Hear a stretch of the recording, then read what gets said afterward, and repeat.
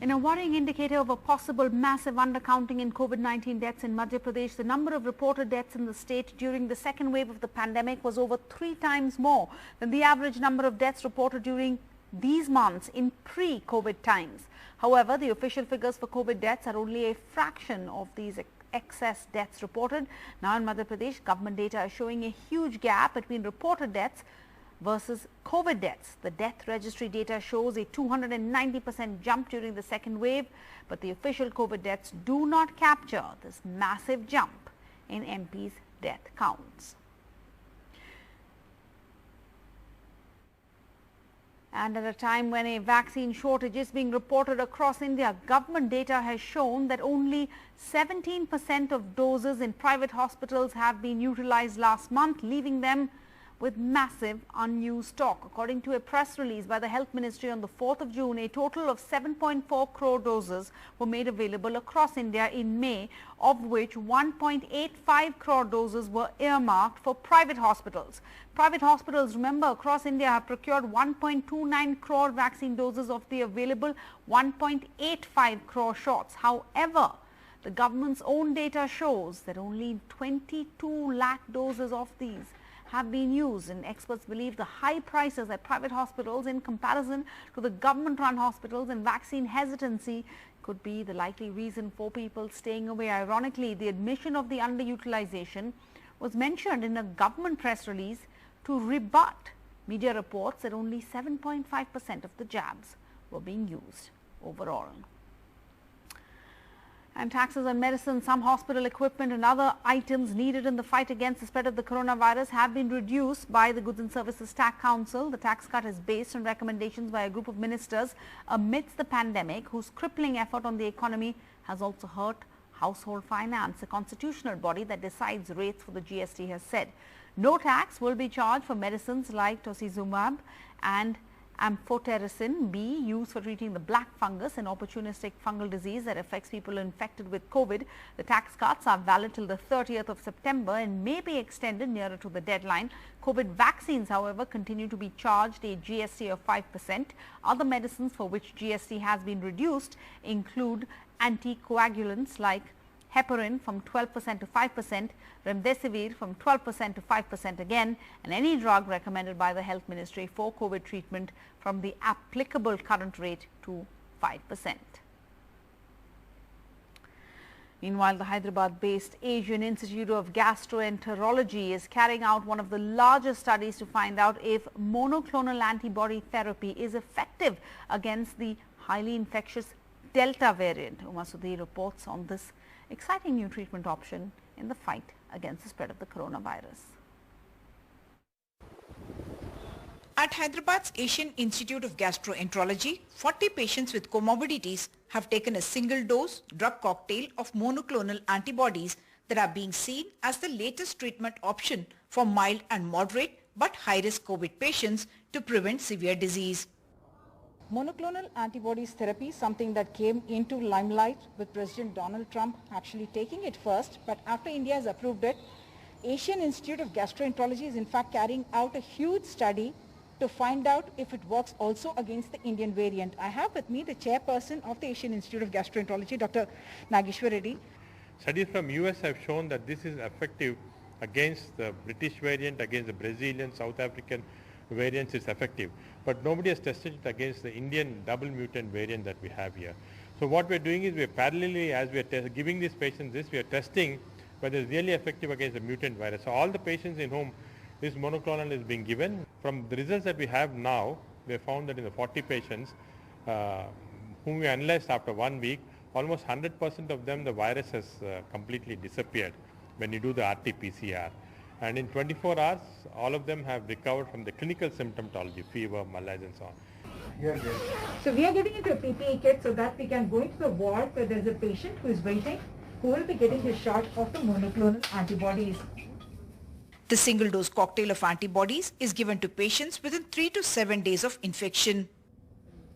Casirivimab and Indevimab are the two medicines that go into the cocktail of the monoclonal antibody therapy. The cost in India is about 70,000 rupees, that's about $1,000 US, whereas in the US it costs about $20,000. Despite the cost, demand for monoclonal therapy seems to be growing. But doctors warn that this cannot be overused. Be very careful that this should not be misused, and the most important thing is we should not misuse this drug. It has to be given only under specific indication as authorized by the Ministry of Health under emergency use authorization, only the specific indication, because if it's overused, what's going to happen is there's a possibility that of course the cost factor involved, but also more mutant viruses can come from this. Post-monoclonal therapy, patients are advised to vaccinate only after 3 months as they have high level of antibodies. In Hyderabad, with camera person Nagaraju, Uma Sudhir, NDTV.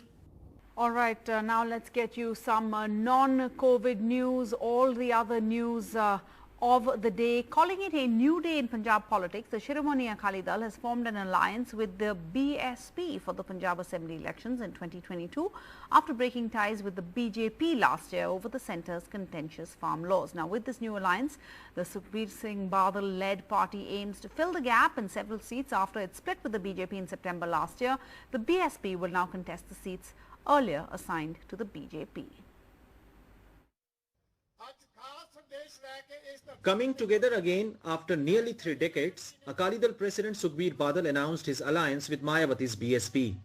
दोनों पार्टियां दी ideology सोच इक्को जी है दोनों पार्टियां गरीब किसान मजदूर जो जिन्हां लोकां नूं दबिया जांदा सी कुचलिया जांदा सी उन्हां दी लड़ाई उन्हां दे हक्कां दी लड़ाई वास्ते दोनों पार्टियां लड़दियां रही हैं. And BSP reciprocating the confidence in the new alliance. ये गठबंधन 25 साल आपस में बिछड़ने के बाद दोबारा हुआ है और चूंकि ये 25 साल के बाद आपस में मिल रहे हैं तो जैसा कि अभी सुखबीर जी ने कहा कि ये गठबंधन अब टूटने वाला नहीं है और ये गठबंधन हमारा हमेशा चलता रहेगा. In 1996, both parties fought the Lok Sabha polls together and won 11 of the total 13 seats. And supporters are hoping for a similar outcome in the next polls. हमें ये लग रहा है कि ये लाइक माइंडेड पार्टीज हैं तो इनका अगर गठबंधन रहेगा तो we can perform better. ਅੱਜ ਬਹੁਜਨ ਸਮਾਜ ਪਾਰਟੀ ਦਾ ਇਤਿਹਾਸਕ ਗੱਠਜੋੜ ਜਿਹੜਾ ਸ਼੍ਰੋਮਣੀ ਅਕਾਲੀ ਦਲ ਨਾਲ ਹੋਇਆ ਤਾਂ ਅਸੀਂ ਇਹ ਗੱਲ ਦਾਅਵੇ ਨਾਲ ਕਹਿ ਸਕਦੇ ਕਿ ਆਉਣ ਵਾਲੇ ਸਮੇਂ 'ਚ ਅੱਜ ਦੇ ਇਸ ਗੱਠਜੋੜ ਤੋਂ ਬਾਅਦ ਰਾਜਨੀਤਿਕ ਸਮੀਕਰਨ ਬੜੀ ਤੇਜ਼ੀ ਨਾਲ ਬਦਲਣਗੇ ਔਰ ਬਹੁਜਨ ਸਮਾਜ ਪਾਰਟੀ ਰਾਜ ਭਾਗ ਵਿੱਚ ਹਿੱਸੇਦਾਰ ਬਣੇਗੀ. ਹੈਲੋ ਭੈਣ ਜੀ ਬਹੁਤ ਬਹੁਤ ਮੁਬਾਰਕ. The Akali Dal had become a political pariah in Punjab due to desecration of religious scriptures in 2015 during the Akali BJP rule, which had sparked outrage in the Sikh community. After having split from its long-term ally BJP, Akali Dal now hopes to revive its fortunes with this alliance ahead of the 2022 polls, as Dalits make almost 40% of the population in Punjab. Akali Dal's vote share dipped from 37% in the 2007 assembly polls to 25% in the 2070 polls. BSP, which has been fighting elections solo in the state, got a 4.13% vote share in 2007 that dropped to 1.5% in 2017. ये जरूरी नहीं है कि अगर alliance हो गया तो ये रूलर भी बन जाएंगे, ये जरूरी नहीं है क्योंकि हालात पंजाब के वो आने वाले समय बताएगा. इसमें बहुत सी पार्टियां हैं, बहुत से अलायंस और भी होने हैं. उसके बाद जो भी होगा तो फॉर द टाइम बीइंग इन्होंने मैं महसूस करता हूं कि अपने अस्तित्व के लिए जो ये गठबंधन किया है अच्छी बात है. Months ahead of the next assembly polls, the issues of Dalit community has taken center stage in the politics of Punjab. Now only time will tell whether this alliance will wash off the stains of sacrilege incidents and help Akali Dal get back to power in Punjab. In Chandigarh, Mohammad Ghazali for NDTV. And senior Congress leader Digvijay Singh is in the eye of a storm over his comment to a Pakistani journalist that his party will relook the scrapping of Article 370, which gave special status to Jammu and Kashmir if they come to power at the centre. Losing the statehood of Jammu and Kashmir is an extremely sad decision, and the Congress party would definitely like to have a relook at the decision, he is heard saying. in a chat, and now several BJP leaders have attacked Mr. Singh on Twitter, saying it is precisely this mindset of the Congress party which has sown the seeds of separatism in Kashmir and facilitated Pakistani designs in the valley, the Union Minister Jitendra Singh wrote on Twitter and shared a clip of the chat which was posted by the BJP social media chief Amit Malviya. Digvijay Singh has responded to all the criticism in a series of tweets, basically saying perhaps illiterate people do not understand the difference between shall and consider in quotes. Mr. Singh said in a tweet in Hindi. The Congress has officially responded saying that the CWC had passed a resolution on Article 370 and that we urge all leaders to adhere to the same. Club house में दिग्विजय सिंह जो Congress party के दिग्गज नेता हैं, वो किस प्रकार से बाहर भारत के खिलाफ जहर उगल रहे हैं और किस प्रकार पाकिस्तान के साथ हाँ में हाँ मिला रहे हैं, वो हम सब ने आज टीवी चैनलों के माध्यम से सुबह से देखा हुआ है। All this is part of the tool kit of Congress party. Bharat को किस प्रकार से अपदस्थ करना है, हिंदुस्तान के खिलाफ किस प्रकार से बोलना है, मोदी जी के खिलाफ किस प्रकार जहर उगलना है, भले उसके लिए पाकिस्तान, चीन इत्यादि से समर्थन क्यों ना लेना पड़े। नॉन इश्यू को इश्यू करके, क्योंकि 370 की बात करना और कश्मीर को पाकिस्तान देना, कोई किसी तरह का जिसका कोई ना लेना ना देना, पर ये सिर्फ सोची समझी डर्टी टैक्टिक डिपार्टमेंट जो भाजपा की है, उनकी ये साजिश है। And gold, cash and property papers worth crores of rupees stolen, but no one has reported the robbery. This is a case from Greater Noida that has left the police puzzled. While cops have arrested 6 men with the stash, no case of theft has yet been filed. Here's the report. It's a robbery no one has complained about yet. Around 14 kilograms of gold, 57 lakh rupees in cash and property papers worth over 1 crore. This stash was recovered from 6 men who, according to the police, are part of a gang which broke into a flat in Greater Noida near Delhi last September. It's when the gang members were fighting over their share of stolen goods did the police come to know of the robbery and nabbed 6 gang members. Police say the accused have confessed to stealing as much as 40 kilograms of gold and 6.5 crore rupees in cash. Basically इन लोगों से जो पूछताछ हुई है उसमें ये पता चला है कि 9-10 लोगों का ये गिरोह था, जिन लोगों ने जाकर के एक घर से जहाँ पे कुछ इलीगल ट्रांजैक्शन से एक्यूमुलेटेड प्रॉपर्टीज जिसमें गोल्ड के बिस्किट्स और पैसे रखे हुए थे, उसको इन लोगों ने वहाँ से उन लोगों के एब्सेंस में, जो उसके रखने वाले थे, जो उसके कस्टोडियन थे, उन लोगों के एब्सेंस में उसको वहाँ से इन लोगों ने चुरा लिया। But what's not known so far is which flat did they break into and who does this money and gold belong to. When the accused were taken to the residential society in Greater Noida, they were unable to identify the flat. The investigations have, however, revealed that the alleged mastermind of the robbery is Gopal, who was the caretaker of the flat where the theft is suspected to have taken place. Gopal, along with 9 others, allegedly committed the crime. Gopal and the man who allegedly entered the flat along with him are currently on the run. Police say the other accused was standing at a distance, so are unsure which flat was allegedly looted.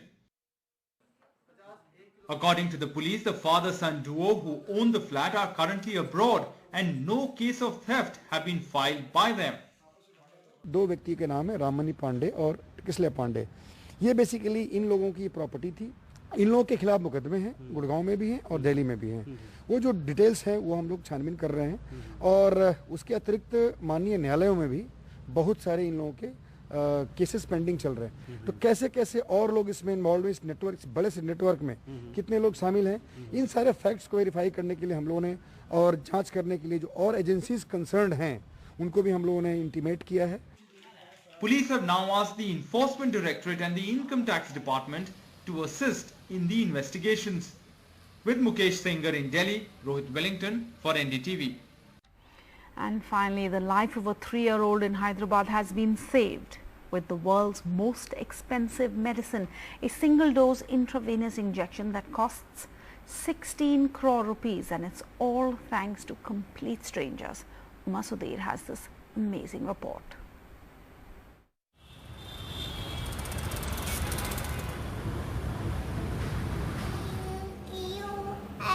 For 2 years now, Ayansh's parents were waiting for a miracle that could save their only son, diagnosed with a progressive neuromuscular disease called spinal muscular atrophy. In the last 4 months, over 62,000 strangers contributed nearly 15 crore rupees to raise funds for the world's most expensive single-dose intravenous injection at 16 crore rupees.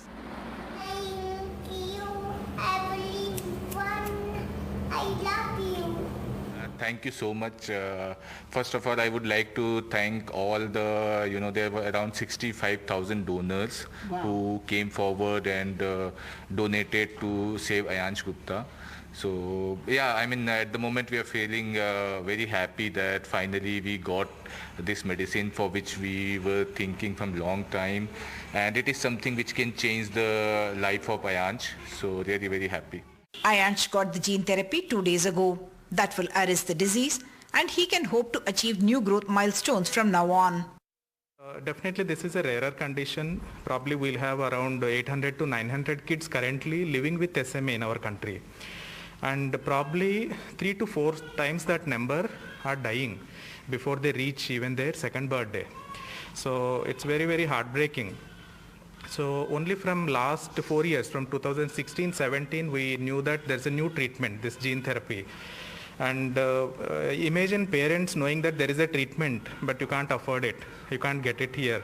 So I think nothing can be more tragic than that. But luckily, they could manage to get crowdfunding in about 4 months' time. I'm very happy for that. So gene therapy, certainly in this case, with everyone coming together to contribute, whether it's the doctors, the government, in fact, waiving the import tax in this particular case.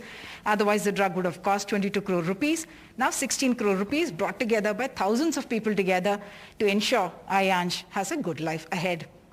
In Hyderabad, with camera person Nagraju, Uma Sudhir, NDTV. The amazing power of numbers and what magic people can do. That's the news at this hour on NDTV.